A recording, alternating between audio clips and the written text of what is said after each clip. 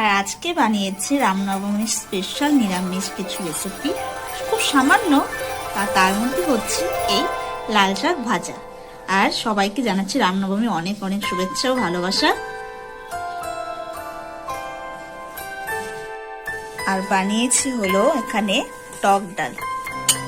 এই সিজনের প্রথম টক ডাল বানালাম আজকে রামনবমীর জন্য, যেহেতু নিরামিষ তাই মটর ডাল দিয়ে আমি টক ডাল বানিয়েছি।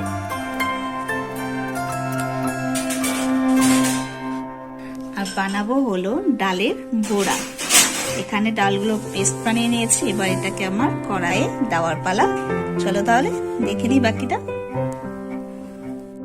আর এখানে বানানো হয়েছে গরম গরম ভাত।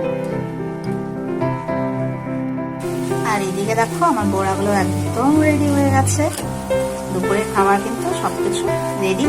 চলো তাহলে আমিও খেতে যাচ্ছি।